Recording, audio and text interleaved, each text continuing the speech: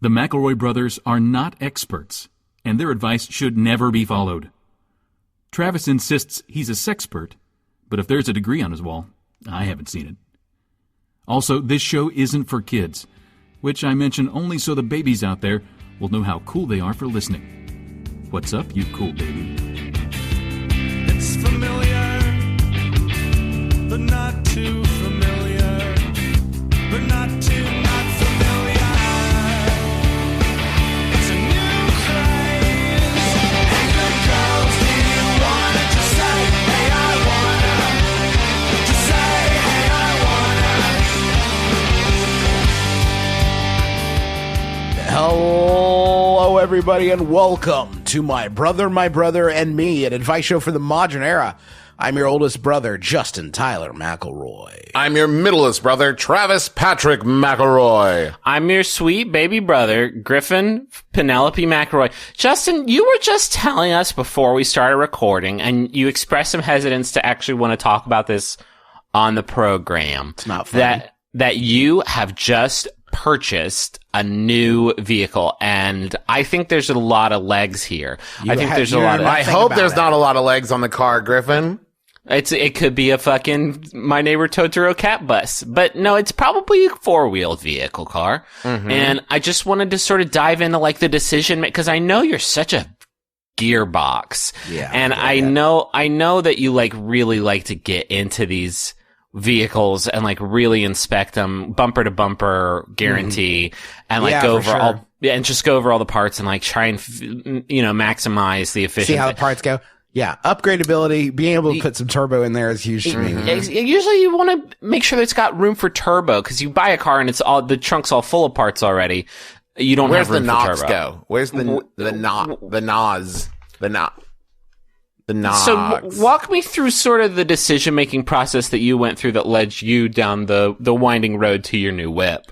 Well, I almost bought a Honda Odyssey, which is a minivan, because it had a built-in vacuum in it. Have you ever heard of such a thing? So a built-in how does the engine has a vacuum to like suck the fuel up into the engine to make it go faster? No, there's a vacuum in the back that you can pull out. It's got a huge tube, and you turn on the engine, and it just sucks, and you can clean up all the baby detritus. That's fun, because you can look at your friends, and they'd be like, why did you buy this? And you would say, because this car sucks. And you would all have a good laugh. Yeah. Or like a medium laugh. Yeah. So it's not like for going, it's for like Cheez-Its. Yeah, it's like I almost got this car because it had a built-in vacuum. What was the engine? What was the engine like on that one though? Like, it used gas. Oh man, you gotta. Nice. Hey, Justin, quick question about this vehicle. And I know you didn't go with it, but is it got Hemi? Yeah. If I wanted to go farther, I could stop in pretty much any gas station. Oh hell yes. I actually, I wasn't planning on buying a new vehicle, but I had to because the Germans tried to kill the planet with my car. They made my car into a planet-killing sleeper agent. Hold on. Don't blame that on all Germans. It was the Germans. No, they zagged on me and Justin pretty hard with these VWs. It was a pretty big zag. Mine is killing the planet. It's definitely draining Gaia of the life stream or whatever, but it goes so fast, and I like how it looks. So I might hang on to mine. Yeah. To part with this car has been fascinating to me, because I was so stoked when they offered to take it back from me, because I bought it during, I guess, Sydney and I were having a simultaneous midlife crisis, and we bought this convertible Beetle that you can't put a car seat in, and then we had a baby, so that was whack. And then the Germans lied, and they killed the planet with my car. They zagged you, yeah. Plus, isn't someone offering to take your car away and give you money back for it so you can get a different car? Like the dream of even if you love your car, just like I can just do a different car now. Yeah. Not if you just bought it. Not if you just bought it a year ago and you don't like car shopping. Anyway, Justin loves car shopping, and I want to get back into it. So tell me about the vehicle that you did end up. But any other candidates that you were thinking about, just based on sort of their specs? Hi, if you're just joining us, welcome to Car Talk, the new Car Talk 2.0. Car Talk Extreme Baja Blast.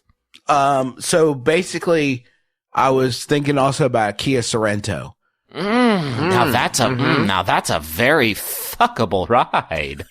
Well, it has. We were looking for something with 3 rows that wouldn't be too terrible. Gas mileage, So I was thinking about maybe a Kia Sorento, but we ended up going with a Honda Pilot.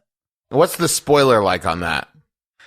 Spoiler, I love it. It's just a great ride. Okay. All around. That's another car joke that I got. And how's this baby hump the road? Well, when you get her out there and you're taking the turns through the country, and is she humping the road or nah? I basically just drive it from my house to Rite Aid and back. What kind of you time that or? Yeah, I can get from my house to Rite Aid in 5 minutes, which is about how long it took with my last car. Nice. This one has 3 rows, so that's nice. Okay. What's the engine smell like when it heats up? Yeah, it's a good one, Trav. Just like a motor burning.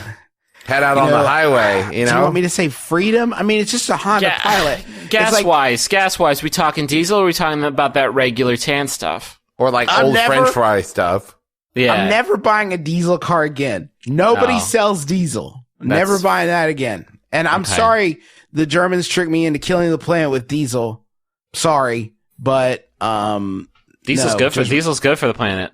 Planet drinks that shit up. That's what they try to tell me. Try to sell me on that. Have you done any sort of mods? Because I know you are a real gearbox, and I love you, and I know that you like to get under the hood and under the car. Yeah, they have the little dolly that you lay down on, and I see you sometimes just sliding around on that, just having the best day ever when you're hanging with your crew. Yeah, your pit crew.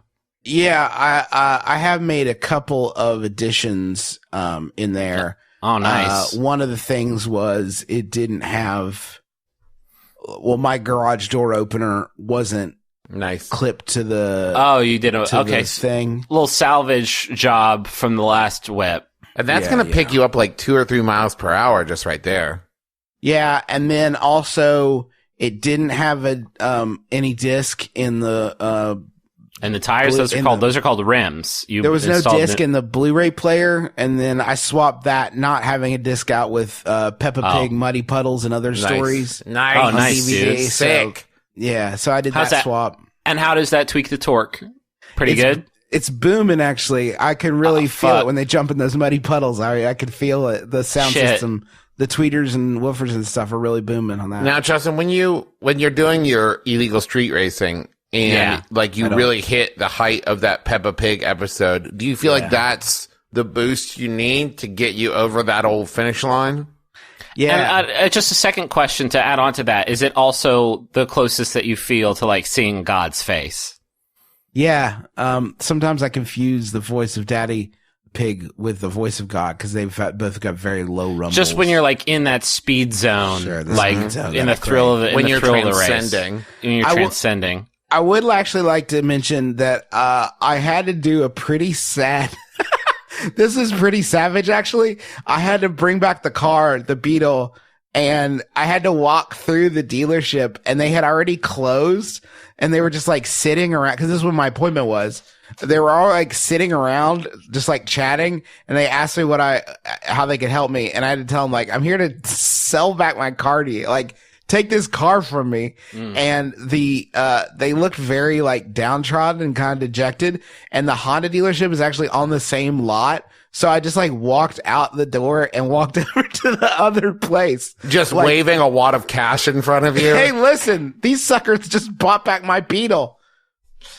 Got him. Justin, I'm so happy for you. I know you love your beautiful toys. You're a real Jay Leno. And I'm just really excited for you to just have a new canvas to sort of do your art on. Whatever you do, don't get out there and start racing for pinks again.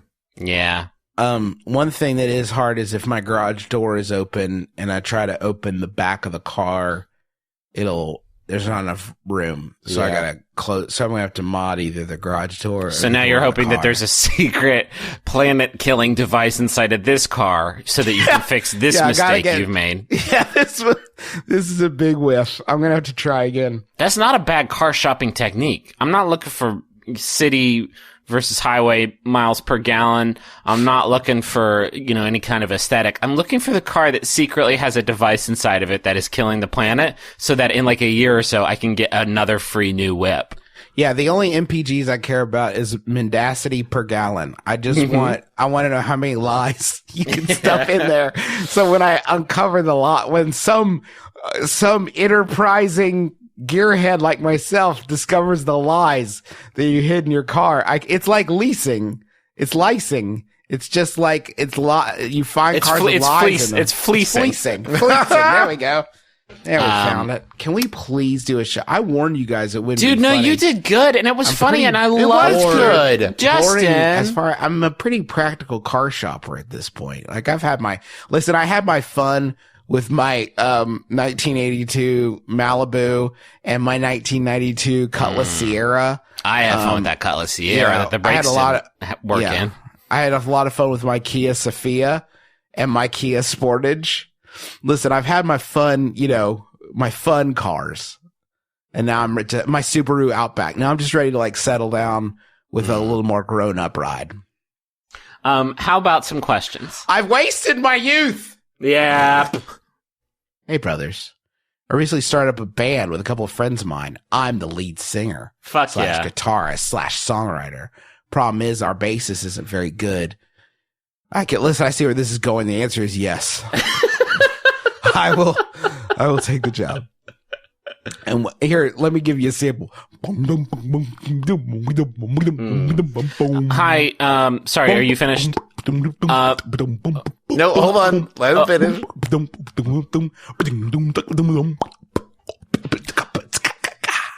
Wow, he was pretty good. My name's Griffin, and I'd also like to apply for the job. Hey,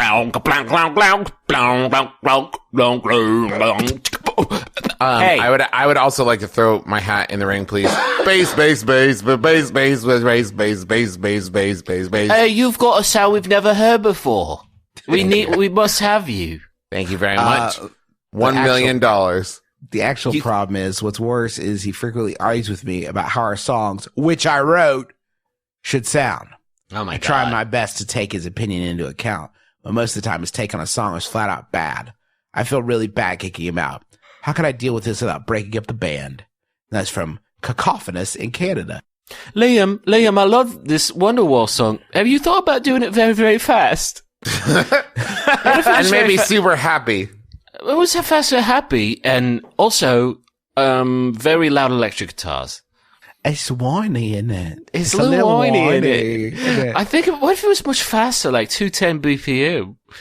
I think it was more like Pharrell. You like Pharrell? You like Pharrell? I've been listening to a lot of Pharrell. What if we called it the Thunderwall? What if we got LMFAO to do a verse? Oh, that'd be nice. That'd be good. Actually, this song sounds fucking really good. It sounds really good. Yeah. Thunderwall by LMFAO, a 210 BPM fucking trance hit featuring Oasis. It'll be on a Facebook group by the end of the week. Oh boy. So, you often hear about bands that get famous and then kick somebody out. And then you hear about bands that kick somebody out and then get famous. Like I'm thinking of Pete Best. Yes. That happened with Pete Best. The original drummer from the Oneaters. Mm-hmm. Yeah, the original. Okay, this is good. The Metallica kicks out Dave Mustaine, they get huge. Beatles kick out Pete Best, they get huge.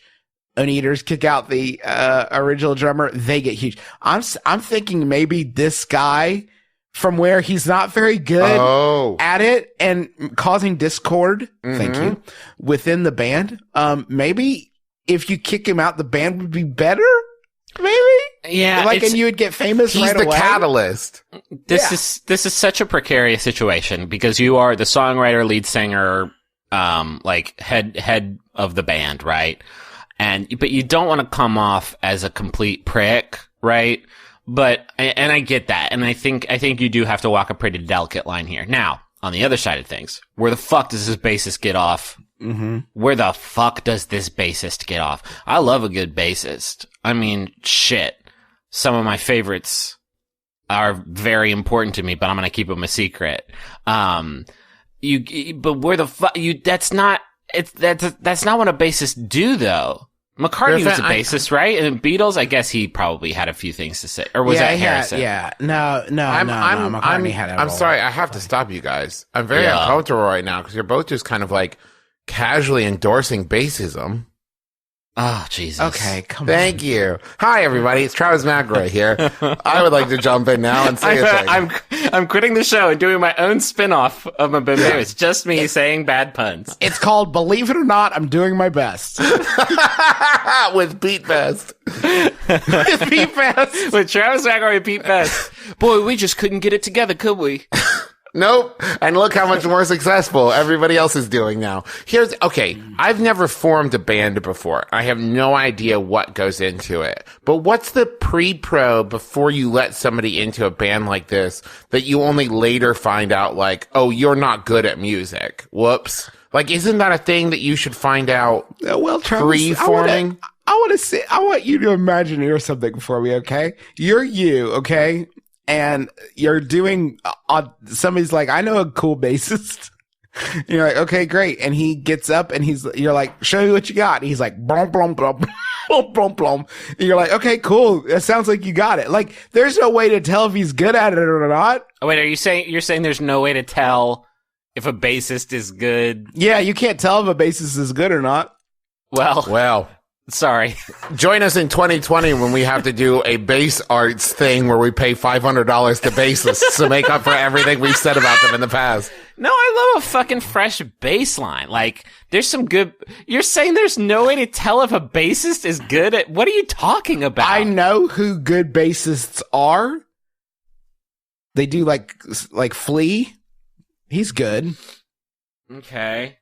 Bootsy Collins. Geddy Lee. Like, there's a lot of very good bassists out there that play the bass, and it sounds good when they play it. Vic Wooten. Okay, now you're looking at a fucking Google list. No, I know Vic Wooten. Oh, yeah? He played with, what's that guy's name? Dad likes him. Bella Fleck. Oh, yeah. Yeah, no, that's very, very talented. We're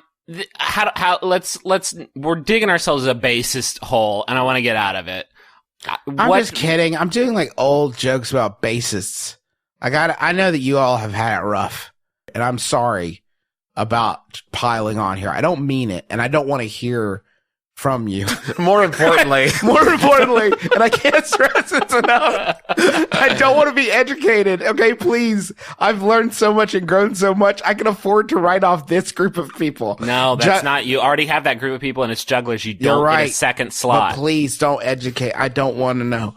Here's the question. Here's the question for a question writer.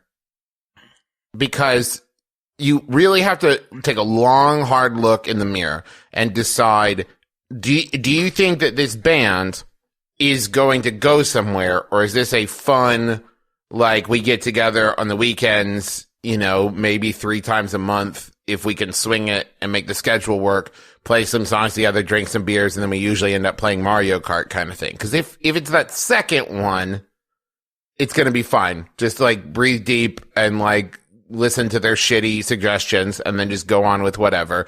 It'll be fine. If you actually think like, no, this is what I want to do for a living, this is my career, and then we're really trying to make a go of this, then you have to take that into account, and you got to cut this person loose. Because if this is your job and they are not good at it and they are hard to work with, the last thing you want is like you play a concert and someone's like, hey, that's great. I would love to sign you guys. And now you are stuck with them forever.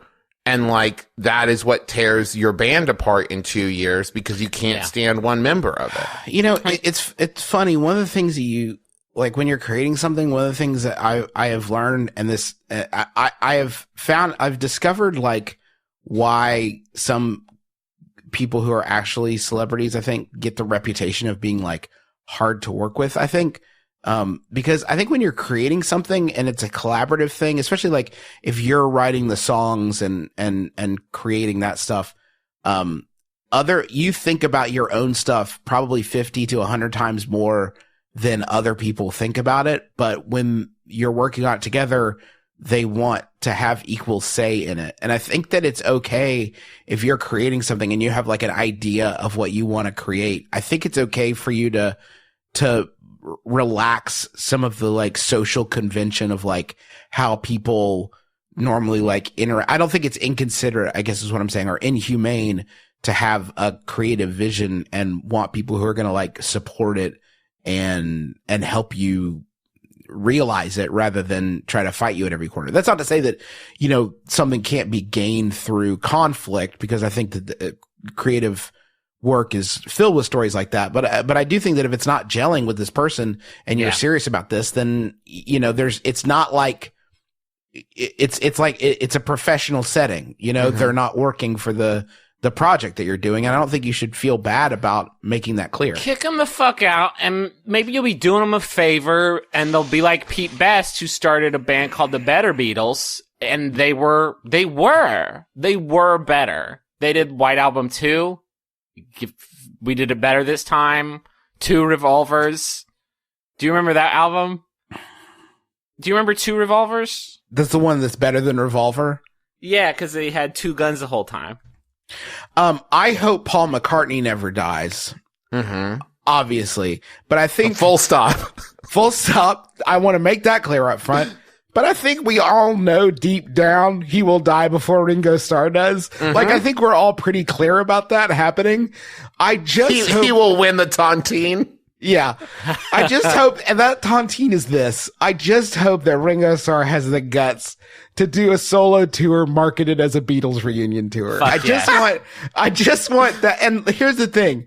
No other instruments can be on stage. It is just Ringo Starr playing the drums. He also does like the few like harmonies, so it's just like paper bag writer. That sounds fucking good. Yeah. I didn't know you were a bassist and a drummer. All right. So listen, right? Peace and love. I want the left third of the auditorium. You're George. Okay. So like you do George stuff, and middle third, you're John was him, and then right third, you're Paul. So you do Paul stuff, and I'm just gonna do Ringo stuff. And all right, I hate to stop you again. You were a little off, George, part of the crowd. It's just Please like get it together. Hey, George. Hey, whichever one of you Georges is fucking up, raise your hand. All right, you have to leave the concert because you're dragging us down. All right. 74 of you are fired from the band. The better be the best Beatles. Take that, Pete Best. Put that in your fucking pipe. But you bet you wish you thought of that name, didn't you? You bastard. Okay, Yahoo time. I got one here from level 9000 Yadru Drew Davenport. Thank you, Drew. It's by Yadru Answers user Paramy, and I don't think it's gonna be a meaty one, but it's something we need to fucking discuss right now. Paramy asks, I just heard the new company is finally taking over Yahoo. What will happen to our emails? And Yahoo answers, this saddens me. Saw it on the news. I saw it on the news this morning that Verizon's company, that Alibaba or Altaba or whatever the hell it's called, will be replacing Yahoo here in a few. I hate this so much. I hate it. I love answering questions on Yahoo Answers. Me too. I fucking love being a member of this community, and I don't know what Altaba is going to do with it now that they are Yahoo, and I'm not sure what the business arrangement here. I know Melissa Mayer's on the way out, and she has been a stalwart guardian. She was the one behind, I don't know if you guys know this, there's a new app called Yahoo Answers Now. Hello, Yahoo Answers Now. I'm so glad to meet you. I'm glad you came out like a couple months ago when the fucking fires are the hottest. When the Yahoo Answers sun has reached its zenith in the sky. But now she's gone. Altaba's here. Nobody quite knows what's going to happen to Yahoo Answers, but I'll tell you what's going to happen. It's gone.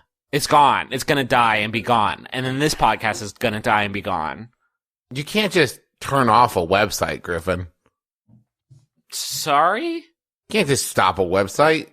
Can't stop the signal. You can't stop the signal, Griffin. What are they going to do? Just not anymore? What's that even look like? You know what I mean?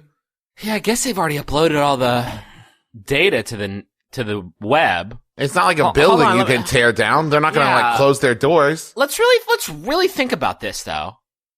It's not like they can just suck the data back down from the web. Like once you put the data up there, it's like up there, and everybody like I have it. I'm sorry. I'm looking at. I'm trying to work through this. I have Yahoo Answers tabs open on my computer right now. I have the data. They can't take it off my computer, right? Is Altaba going to come and destroy my MacBook? No. It's important to know that Yahoo, the company, sold its like verticals and its internet business and all that stuff to Verizon. So Verizon bought that stuff. Yes. What's left is Altaba. So I don't think Altaba will have any connection to Yahoo, the entity. Okay. So where does that leave my precious Altaba ant? Just saying that. It felt like poop falling out of my mouth. Altaba ant. Awful mouthfeel. What's going to happen to it, Justin? Because you know more about this business. You're so. I know I'm the Forbes 30 under 30 luminary, but like you are like Bloomberg out. It's actually the Washington Post that I'm reading, but for sure. Fuck. So it's going to be. Am I going to be able to get on here and find out like what to do because I shoved a whole like 18-inch pizza up my butt? Am I still going to have this utility available to me? Can we agree that Yahoo was never a very good name, or do we think it was a good name? I mean, they had that fun theme song where it was like, I don't think you can call that a theme song, Griffin. Yeah, sure you can, dude. Yeah, you can. Top 10 TV theme songs of all time. Okay. Scrubs. It's my favorite TV theme song. Yeah.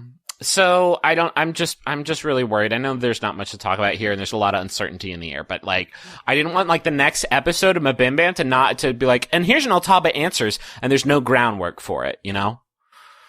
It's just some things are important. I have another Yahoo. Words still mean things. Okay. What if, Griffin, hold on though. What if, I don't want to leave it there. Zag, what if Altaba comes in and like, turns this shit around and suddenly everybody's username loads on the first time every time. And there's no more, you'll never believe that Melissa McCarthy is dead ads that pop up, you know? That's my dream. But I'd still have to say Altaba answer. Altaba.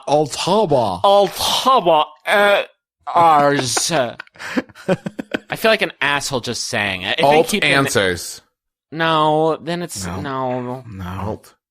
Okay, I'm gonna read another Altaba. I'm just gonna practice it so that like when it does switch over, it's normal. Here's all answers from another one from level 9000 Altaba Druid. See, fucking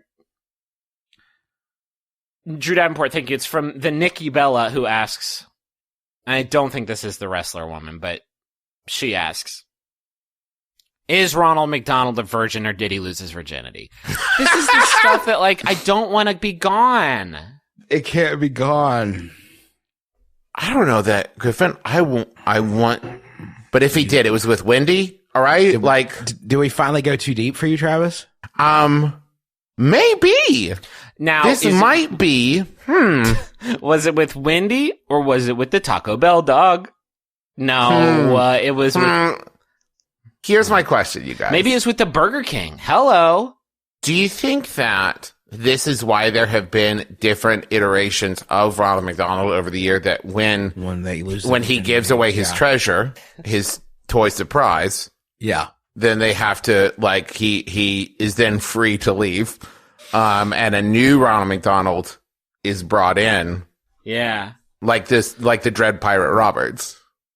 So it's, is there a test you could do on Ronald McDonald's to see if they're still virginal? Now, would this be some sort of medical swab, or what do you or some suggesting? kind of like word puzzle?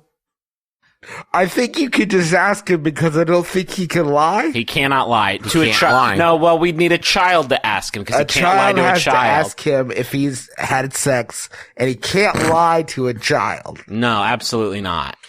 And also, if he's lost his virginity, French fries turn to ash. in his mouth. You have to So- wait until you see the white smoke come out of the chimney of Burger King. Yeah. Why does Burger King get a say? Well, that they just announce it because it's weird for McDonald's to talk about. Yeah. And I just also sort of- I meant to say McDonald's. just sort of acoustically, I can tell. Are you talking like is your face in your hands in disgust right now? It's or? basically sort of, my hands are here. They're sort of rubbing my head. Yeah.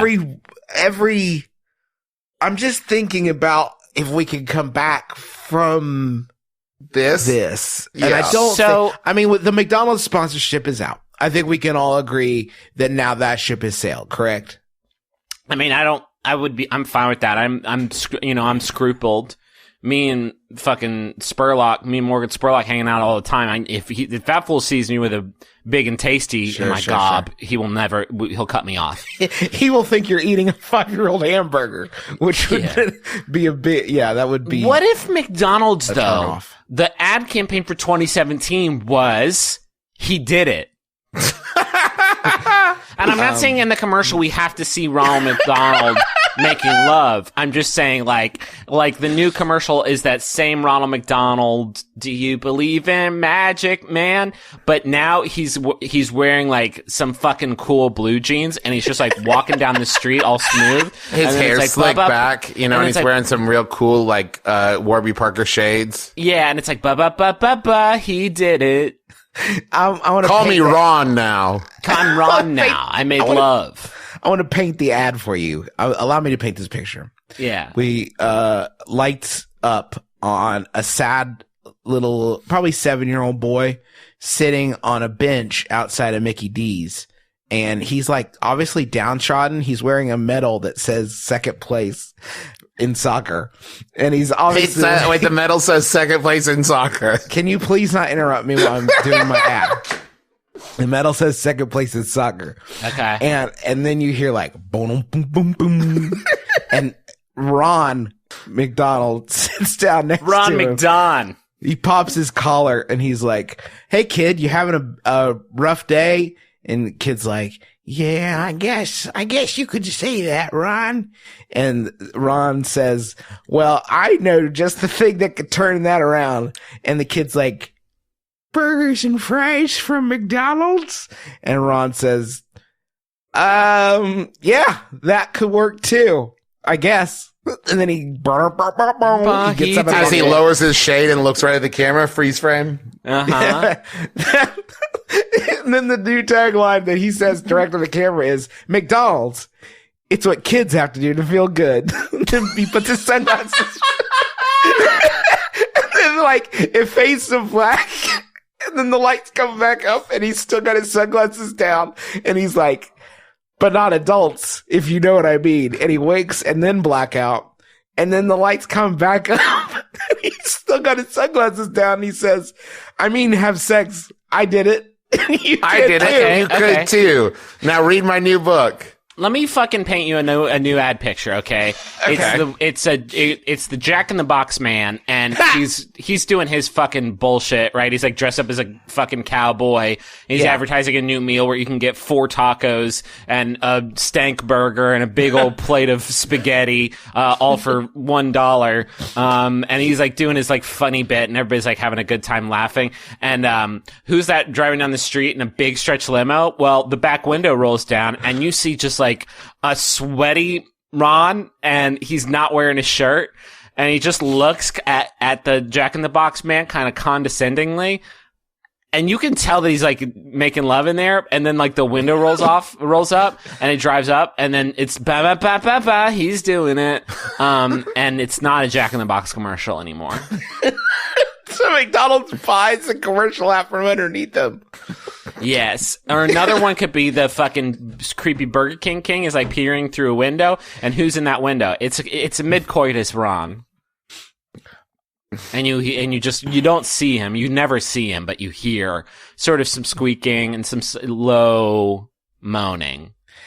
I think a good way to keep this campaign moving, because I don't want the campaign to stall. Yeah. It's so important to reinvent. I think you've seen all the classic ads sort of run out of, even like ones people love, like "Where's the beef?" or whatever. they run out of steam eventually. Bo knows that, I could name other ads, but I feel like we're going to keep the campaign moving forward where each ad Ronald discovers a new sex thing. Oh, okay. So he's like it's like, ba-dum-bum-bum-bum. There's more holes, and he's like excited he's excited he found other holes, and then he's like, ba-dum-bum-bum-bum. Not just women. You can do it with guys too. You could do it with basically anybody that's willing.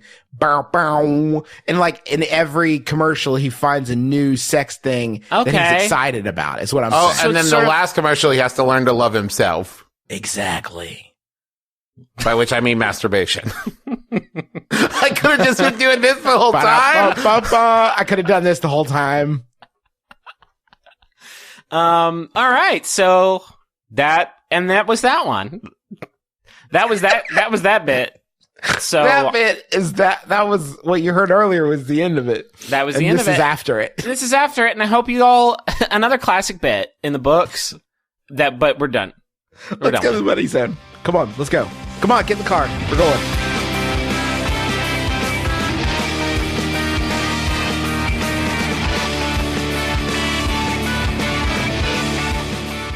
I'm going to tell you about Nature Box. Nature Box is the best place to go to get snacks that taste great and are better for you, made with high-quality ingredients that are free from artificial colors, flavors, or sweeteners, so you can feel great about snacking. They have a ton of really great snacks. I have a few bags on hand right now. Got some dark chocolate almonds that are really good. Got some salt and pepper Pop Pops. I got some raspberry whole wheat figgy bars. I got some Big Island pineapple. Really into the Big Island pineapple. It's just like that. It's just dried pineapple rings, but they're good as hell. Like if fruit roll-ups were good, they'd be Big Island pineapple. It's really simple. A shot fired across the bow of fruit roll-ups. Wow. Or just roll it out. Sponsors left and right, huh? Basically, you just go to naturebox.com and you can check out their huge snack catalog. They've got over 100 snacks to choose from, and they're constantly adding delicious new snacks. You pick the ones you want, and then they deliver them right to your door. And right now, you can save even more. NatureBox is offering our fans 50% off your first order when you go to naturebox.com/mybrother. That's naturebox.com/mybrother, and you'll get 50% off your first order. Go to naturebox.com/mybrother. I would like to talk to everybody about their underpinnings. It's underwear. What's on your frame really informs... No, it's not a question. This is the rest of the sentence. Really informs, I would say, the rest of your day. You know what I mean? Like, I don't know if you're like me, but you wake up in the morning and you kind of look through your walk-in closet of underwear and you decide like what kind of day you're going to have, you know? Are you going to wear like your favorite pair? Are you going to wear your least favorite pair? Are you going to wear your productive underpants? Are you going to wear your uncomfortable underpants? Are you going to wear your chainmail underpants? Are you going to wear your lead-lined underpants? And you really have to decide. It's laundry day, so I'm wearing some non-mundies, and it's a pair of boxers that are like a size too big for me. And to quote the classic song Huge Basketball Shorts, it's like a Bedouin group tent cinched by a belt. It's no good down there. And it's ruining this podcast. So we would like you to really get your undercarriage game on point. Much like Justin might modify the undercarriage of his new whip, you can modify your undercarriage with MeUndies. And you know what? Here's a super fun... and you know, it's a little bit cheesy, but I think it's nice that you can do matching underpants for you and your partner, or partners. You know what I mean? Go to town. Just an array of MeUndies. That would be fun, wouldn't it? For your business partners. For your business partners, for your band partners. That might be the thing that brings you up. Maybe you're like, you know how the Red Hot Chili Peppers always perform with their dicks out? Oh, yeah. I love that. Right? That's what I want to see is a bunch of like 50-year-old dudes hanging brain at the Super Bowl. Right? Thanks, Chili Peps. So maybe your band's thing is you all play in matching MeUndies, right? Now, I know what you're thinking, but Travis, I am in the polyphonic spree, and that would cost way too much. Okay. Well, first of all, thank you for listening. I'm a big fan. Secondly, the good news is you can get free shipping and 20% off your first order if you go to MeUndies.com/mybrother. So that way, you and the rest of the polyphonic spree can all wear matching MeUndies. I'm telling you, these are the greatest underpants, and you're guaranteed to have a better day for wearing them, so you have nothing to lose. I think that's a bold claim, but I'm not making it. MeUndies is making it. They have a better day guarantee. So check it out. Go to MeUndies.com/mybrother right now. Get 20% off your first order. Find out what you've been missing. Live a whole new lifestyle. You're going to turn it all around. I guarantee. 2017 is the year that if you haven't girded your loins with MeUndies, you're just not doing it right. MeUndies.com/mybrother. I have a message here for Jacqueline, and it's from Misty, who says, "Happy birthday to my favorite older sister. You did a great job this past year, and I'm sure this next year will be even better. You're still an awesome sister, even if you're seeing Hamilton 3 times and only taking me once. You did introduce me to the brothers, so I guess it's a fair trade. Happy birthday again from your sweet baby sister." And wow, that one's for January 13th. We did a good job with the timing on that. Yay! You gotta see Hamilton 3 times, because that's when you really start to notice the ARG. Mm-hmm. Yeah, Lynn has hidden so many. Happy birthday, Lynn, by the way. Happy birthday, Lynn. Happy birthday, Lynn. Happy birthday. Have so many secret messages, though, and so many, like a secret game and like a fun riddle hidden. And there's like call outs that they want you to do. Yeah. To continue the get. Like you can actually, a lot of people don't know this, but if you watch Hamilton and do the call outs at the right time, you actually shift the story. They're like, oh, we have a puzzle keeper in the audience. There's like an old wizard that is not normally part of the show, but he comes out and he's like, we have a puzzle keeper. And then the rest of the show just becomes about you trying to solve it's still very good. It's so good. The first time you just watch the show. The second time you look for the clues. The third time, the trick is you got to watch the audience to find out who the murderer is. Who the murderer is. So, but then if you find out the right keyword at the end of the show, Bert's got his gun pointed at Hamilton. Hamilton points his pistol at this guy, and then you shout, "We the people," because that's the key code. Hamilton points his gun down, shoots Aaron Burr to death, and Hamilton lives, and Hamilton wins. And then but then you get this good ending. Yeah. Nobody's gotten the good ending yet. You've only gotten the bad ending. And also, here's a little secret that they don't tell you when you buy your ticket. Reach under your chair. There's a little keypad in there, and you can vote on which ending you want to see. Mm-hmm. Look under your chair. You also get farther, to vote on... Reach farther. You get to vote on which family submission video is the funniest American home video. That's what they don't tell you. They don't tell you that. A lot of secret stuff. I have another message. Oh, no. You can do it. Yes. Do you mind? I got a message for Sarah and Ty. It's from Dad. It's from Mom. It's from Rachel. It's from Elliot. It's from Tim. And it's from Elizabeth. Congratulations on your wedding. We hope your new life together is full of love, joy, and puppies. Now let the brothers 3... Say it. Welcome you to married life with our theme song. We are the Coulter family, and we are hospitable in every single little way possible. We've got fire hazards in every room. Just make sure you're not here when it goes boom, tick, tick, boom, tick, boom, tick, boom. That's the theme song. That's a good theme song. Thanks. No, it's not. I'm not congratulating you. I'm congratulating this family. You didn't write it. There is a lot of notation here. It's fully orchestrated and stuff. Yeah. So, congratulations, Sarah and Ty. Rest of the family, get it the fuck together. Fire is serious business, y'all. Don't make us call somebody, like have a building inspector come in and shut you down. I'll call the fire police, the cop who's also a fireman. So, and you don't want that. He's the most powerful. He's the most powerful because he has jurisdiction over both, over legal law and fire law. So you better watch out and you better not cry. And they let him use an axe and a gun. He's got an axe and a gun, so you better watch out. Better say your prayers. When I was a kid, I used to see the fire inspector come by, and I thought his job was to tell if it was a fire or not. Ah, like, cool. Yeah, this was done by a fire. This one was a fire, guys. Back it up. Hi, brothers. My boyfriend today did this joke kiss thing where he leaned in with his mouth wide open to put his mouth over the top of my mouth and also my nose. Oh, my God. instinctually, I tapped him pretty hard in the balls. I do not feel the punishment fits the crime, and I'm wondering what kind of gift I should get that says I'm sorry for ball tapping you. Any suggestions? Thanks. And that's from Sorry About Your Sandbags in Seattle. It's a funny thing about the ball tap. Yeah. Because if you don't have balls, you might, when you see people get kicked in the nards, like Wolfman or whoever get kicked in the nards, a lot of times you think like, oh, that must be the most painful thing.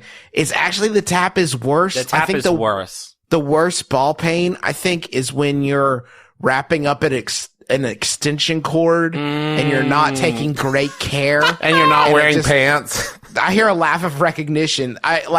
Everybody who has balls goes through this one. I think sometimes you wrap it up an extension cord and it just gives that gets you with that tap. It's just it's nauseating. It's rough. It's really rough. I was laughing because it would be funny if we just talked about different ways you could get hit in your gyms for the next 20 minutes. I love maybe that, a bee lands on your crotch and someone's trying to be helpful, and they hit it with a news. It's very good. I don't want to spend a lot of time talking about nut shots because that ain't us. That just ain't us. I like to think we're a little bit better than this Ashton Kutcher form of humor. And we got at least 20 more episodes. We got to stretch it out a little bit. We don't want to burn it out. Stretching it out is another painful way. But I do want to say that I do actually think the punishment fit the crime because they tried to do baby CPR on you. And that is unacceptable. That's actually, I think, how the Dementor's kiss works. Yes. You gotta be careful with that shit. You might have saved your life. You don't know. Maybe this whole, boyfriend thing has just been a long con to eat your soul. To dement you. I took a baby CPR class and, you just put your whole mouth over basically their entire face. And it's ugh, really? Kiddo, I wouldn't like that basically at all. And I know it's a life-saving procedure, but ugh, boy, their whole face? Yeah, the whole head, basically. You just pop it in your mouth like a jawbreaker and you breathe real hard. Shit, that seems like it would stink, but all right. I can't imagine having that be done to me as a person. No, thank you. I think you're on solid ground here. Yeah, no one should do that. He shouldn't have done that to you. And I mean, he'll remember. No, yeah. He's not gonna try it again. Absolutely not. The three of you enter a cave of a big red dragon and is standing over a hoard of precious golden rubies. And he says, "What do you do, adventurers? I'm a dragon man." I cast fire on him. It's very good. I address the red dragon and say, we're the hosts of The Adventure Zone, a podcast about family playing Dungeons and Dragons. Very good synergy. Commit to the bit. I rolled to charm new listeners. It is very effective, against all odds. Everybody, we're the McElroys. We host The Adventure Zone. It's a podcast where we play Dungeons and Dragons together. It's a comedy podcast. We don't take the rules too seriously because there's a lot of them and we did not take the time to learn them. Maybe listen to us. We come out every other Thursday on the Maximum Fun Network. You can find us on iTunes or on MaximumFun.org. I think this promo is a critical hit.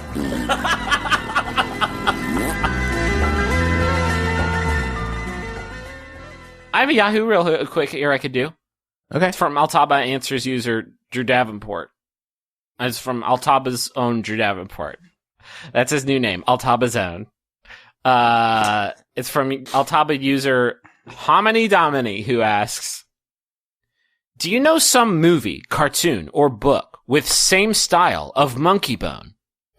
Maybe the nearest it that I know be The Mask or movies of Tim Burton, and yet it's not exactly that I quest." Okay. You know how sometimes those fake news stories pop up at the bottom of other news stories and they say why no one will ever cast such and such in a movie again. Yeah. I often see that for Brendan Fraser and I'm like, oh, I know why. Oh no, I've got it. I like Brendan Fraser. I love Brendan Fraser. But that fool, and we've talked about the 9 lives of Brendan Fraser's career many times before. But he in 1 year made the remake of Bedazzled, Monkey Bone, and 6 other movies. Can we just talk quick pivot? I was listening to a recent Rose Buddies where your wife Rachel said she's never seen a Brendan Fraser film. Yeah. What? It's pretty wild. How do you not accidentally see a Brendan Fraser movie? I think sometimes on that show, she just she says stuff to sound more erudite than I am. Sure. But she's seen George of the Jungle and loved it. She saw George of the Jungle and George of the Jungle 2 and loved both of them, even though I don't think Brendan's in the second one. She's just so hungry for that Frasier content. One time she watched, this is great. We were scrolling through Netflix and she's like, what's this show? And I was like, Frasier?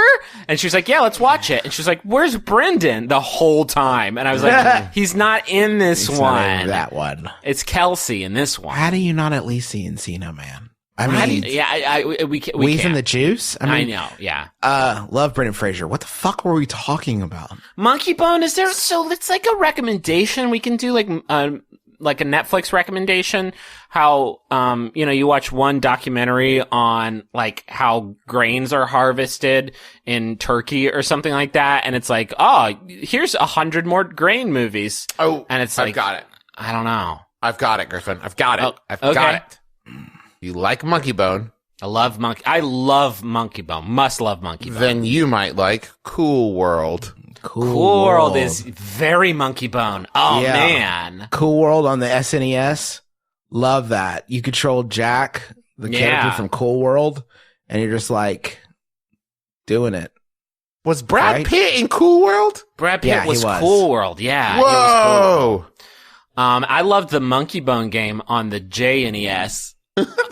And it was that one console only had 4 games on it. And it was Monkey Bone. It was Gremlins 3. It was Tiger Woods PGA Tour 11. So they did make one, they released one more late game. I believe that was the street ball version. Mm-hmm. Can everybody just give me 45 seconds? Cool World for the Super Nintendo Entertainment God. System has a Wikipedia page. The Wikipedia page will fill a single browser window. It is not extensive. The largest section is gameplay. It is broken into 2 paragraphs. Here is the full text of that section. The player controls Jack, who must avoid being surrounded by the Pauper Police, a cartoon police force, or get arrested. Depending on how many times the player has broken the law and whether he has collected the in-game currency of nickels, that's italicized, or not, the player will either get a lecture by Detective Frank Harris and or be forced to pay bail money. 10 coins is the usual bail required by Detective Harris. Players can visit Las Vegas to increase their nickel stash and store their coins at the Cool World Bank. That's first paragraph. Other in-game locales include a pawn shop that allows them to items to be traded or bought with nickels, in addition to the Slash Club, where the player arranges a date with Hollywood. At Hollywood's house, the player must navigate the exterior of the house in order to reach the date with Holly. If the player did not arrange a date with Holly before reaching the top, Jack is tossed back to the ground level. In the malt shop, candy can be found, in addition to other sweets. However, entry is restricted to players who have collected several pieces of candy. End of gameplay description. That's a good one. Yeah, Gotta watch that. Gotta get my hands on this cart. Now, Nintendo Power did give that bad boy 3.25 out of 5. Power Unlimited went with 75% rating in their July 1993 issue. 3/4 of it's pretty good. I didn't like the mall level with the candy, but other than I that, love the pawn shop though, and the very graphic the sex graphics scene with in Hollywood. the pawn shop and the sex scene the graphics were amazing. This is 3/4 of the way to the greatest game you could possibly make, basically. I look at this. I look at Link to the Past, and I say, like, this is only 25% worse than this. Cool World, man, what a trip! Cool That's World. a good recommendation for this. Didn't get Brad Pitt on the box though. Did not get Brad Pitt. There's a cartoon Kim Basinger, but not Brad Pitt. Didn't It's get probably the one of those license. Tom Cruise situations where like he won't allow his spirit to be sucked up in a video game cartridge. I have a recommendation. If you like Monkey Bone, you will love Seabiscuit. No, why is that? Okay. Well, Chris Kattan is in it, and he plays Monkey Bone, and he's a rival jockey, but he's like up to no good. So it's an unofficial, non-canonical sequel? Is that what you're saying? It is canonical. Seabiscuit's in the Boneverse, baby, and a lot of movies are, and you don't realize it. Hamilton's technically in the Monkey Bone verse. Just nobody knows it because it's in the good ending. Here's a question. I have a problem where I can't throw away any stuffed animals or put them in my closet because I don't want to hurt their feelings. Yep. Fuck you, Toy Story. The real issue is that whenever people come over, they see my stuffed animals, assume I collect them, and then get me more as gifts. Ooh, that's rough. It's nice of them, but I am 20 years old. I have about 50 stuffed animals now, and I'm running out of room on my bed. How do you politely tell people to stop getting me stuffed animals? That's from Entombed in East Lansing. You don't see that part of Toy Story where Andy's just like crushed by the emotional weight of having all these toys, and his mom's like, "Look, I got you a new year. It's Dash Rendar." And he's like, "Fucking another toy that like I can't." Hello, Dash. Hi, I'm Dash Rendar. Point me which way to Boba Fett. I'm gonna kick his ass. Okay, well, Day, don't let me die or get rid of me. Okay, God, it's like I have 40 kids. This sucks. I hate my toys. I'm a Star Wars character without any superpowers or laser swords. I'm everybody's favorite. I did have like a cool motorcycle thing. I'm nothing. If you carry me out on the street and let me go and I fall into a drain, it's like you've murdered a real person. All right, Dash. Fuck. Do you just want to stay in my room, I guess? Yeah, but don't let the cat get me. It'll actually kill me like it's killed a real person. The problem is, if you get rid of your stuff, some of your stuffed animals, people will come by and say, supplies look a little low. Running through them real quick. Let me top you off with a few more stuffed animals. This is Susan the rabbit, and she has to take these pills twice a day. Okay, more responsibility. You don't need all this responsibility on your shoulders at 20 years old. I think you need to divest, or maybe come up with like a fictional sort of plague that sweeps through, you know what I mean? And that's a dark way to take it. But if you're worried about offending the like spirits or whatever of these stuffed animals, maybe some of them, like, I don't know, died, and then you can get rid of them. And I know that's a dark way to take this, but it solves the problem pretty well. Well, there's a lighter way to go with this, and the answer is in the question. You're stuck in Toy Story 1. You gotta get to Toy Story 3 and give these to a child who will appreciate having 100 stuffed animals all over their bed. Yeah. You know what I mean? Like, it's their problem now. You need to put away such childish things and start a new journey for, Mr. Bear McGuggins. Now, and give them to a neighborhood child. Don't do a Toy Story 2, though, and give one of them to a weird pervert, because then you actually end up with more toys at the end of the movie. Mm-hmm. It's a net toy gain in that one. I suggest, people do Christmas cards.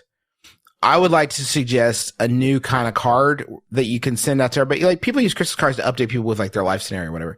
I want to suggest a new kind of card called I'm Out the Game cards. And basically, here's what this would be. It would be a picture of you with all your stuffed animals. And at the top, it would say in huge letters, I'm out the game. And on the inside, it would say, see all these motherfuckers? They're headed to the dumpster. This chapter of my life is over, and everybody needs to be made aware of that. But you don't do anything. Like, you don't get rid of them. You keep them. And if people come by, just be like, yeah, I haven't made it to the dumpster yet, but soon I'm going to get there. But then everybody will know that you're out of the game, and they won't get you any more stuffed animals. And you can do this with anything. Any hobby that you're over. Like, if 9-year-old Griffin could have sent everybody, I'm out the game regarding NASCAR, which he had a brief flirtation with the reverberations. I did, didn't I? I teased with it. Yeah. And you didn't quite shake it for a while. I got a fucking NASCAR like fathead that I had hung up on the wall of my room for like a minute, and I was like, what am I doing? This isn't me. But he knew he was out the game, but other people didn't know that he was out of the game. So I'm saying we need to make it a custom that you make a broad sweeping announcement that everybody should be aware that you're out of a particular game, that you're no longer in the game. But then, like, what if they've already bought me, the Joey Logano fathead to hang up alongside the DJ3? You throw it in the trash. DJ? Who's DJ? Because it would definitely be DE would be Dale Earnhardt. And he's definitely junior, not the third. So man, racing, right? Like, there's so many racers, it's hard to keep them all straight. I think it's racists. If you're following Toy Story rules, then if you have your stuffed animals somewhere where you can see them easily, you're robbing life seconds from them, honestly, because they can't live their lives as long as you can see them. So the kindest thing you could do for them is put them in an attic where they can build a new society free from your tyrannical rule, and they can live forever up there, and they never have to shut off their spirits, and you can live your life downstairs, and everybody can just go about their business. That's what I would do. That's the toy floor. We don't go up there. They have their life. We have ours. If we go up there, we kill them. So we have to stay here. When you see them, they're dead. So you would think there would be one scene in Toy Story of like a toy like sneezing, and everybody being like, "What?" Right? Wait, like the toy sneezes when it's in dead mode? Yeah, because they're just pretending to be toys. Yeah, definitely. What's the toy movie that's sort of like the Christmas toy? You guys remember that one? Yeah. That's kind of like, it follows Toy Story law, sort of, but if you get spotted, you're dead. Yeah. But you're still a toy. That's the thing. Just your anima, your soul is ripped from your toy body, and you are then. And the worst part about that is like, and not to jump into the old internet, Toy Story. What if they die? But like, then that toy's still there. It's not like the human picks up and goes, soul's out of it. Better get rid of this one. This one's got no soul. Got no soul. Dumpster. So this has been My Brother, and Me, an advice show from the modern era. We hope you've enjoyed yourself. Sorry about killing all those toys at the end. I think it's got a little dark. And sorry about what else the Ronald sex thing was like out of line. Really sorry about that. Even bringing that awful Brendan Fraser movie to my attention, you manifested it into my universe, and I don't know I can forgive you for that. That's a nightmare. Fair. That movie should be wiped from existence. So sorry about all that stuff, but we hope you've managed to enjoy yourself somehow against all odds. Do we have anything cooking that we want to tell people about? Anything that in the hopper? I would like to do a little plug for a new project that I am starting this week. So me and Hal Lublin, who is another host of General Podcast and a good friend of mine, we're starting a podcast called Surprisingly Nice, where we sit down with people that we are both friends and fans of, and just have a super pleasant conversation. We just recorded our first episode with Adam Savage, and topics of discussion included: what's your favorite kind of weather and why? What's your favorite smell that you would never find as a Yankee Candle? When you have ice cream, do you eat it right away or let it melt a little? It's very nice. And it's the kind of hook of it is each episode there will be a 45-minute version made available for free to everybody, and there will also be an extended version on Bandcamp for $1, and all money from those sales goes to a charity of the guests' choosing. So in episode 1, Adam Savage chose the Standing Rock Tribe, so all money from the sale of those episodes will go to Standing Rock. So if you want to check that out, all the free episodes will be on iTunes, and we'll also tweet out the link. The Twitter is the Nicecast. And you can also find the extended versions on Bandcamp at bit.ly/surprisingly nice. Our monikers expansion came out, and so if you bought one of those, then you should have it or have it very soon. If you didn't, I don't think is there going to be a way to get it after this? I think we warned people fairly well that it was a one-time dealie. So yeah, I hope you all enjoy it. I'm really happy with how it turned out. It's cool that we have like a card game thing, that like has all our dumb jokes on it. And thank you to the monikers folks for doing that with us. It was a lot of fun. Our CISO show is coming out soon in like a month, and that's going to be really good too. There should be more stuff about it coming out soon, more video stuff that I think y'all are going to like. Thanks to John Roderick and the Long Winters for the use of our theme song It's a Departure off the album Putting the Days to Bed. It's a very, very, very good album to listen to during this long winter. Also want to thank Maximum Fun for having us. Go to MaximumFun.org and go check out all the shows on there, because there's a bunch of really great programs, and I think you're going to like all of them. And if you want to hear more stuff or see more videos that we're on, you can go to McElroyshows.com and find all that there. Also, our contact info and Twitter handles and stuff like that is also on McElroyshows.com. Well, folks, that's it. Yeah, so I have a final Yahoo here, and it's sent in by... Wow. What's wrong? Yeah. It's just like Justin suddenly forgot how he ended every episode of the show. Yeah. Sorry, I'm still getting into this call. I don't feel great. I'm just trying my best. Don't say that you didn't like this episode, because I was trying my best. Okay? He's trying his best, everybody. Trying my best, believe it or not. This one was sent in by...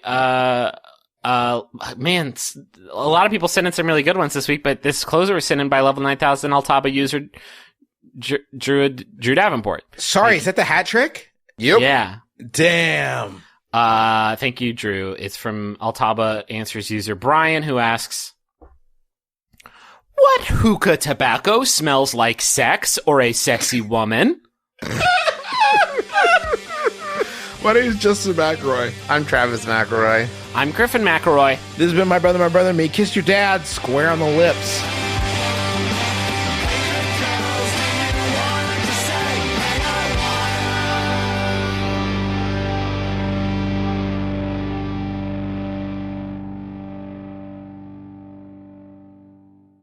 Mugs, shirts, stickers, patches, tanks, and more are yours for the purchasing at MaxFunStore.com.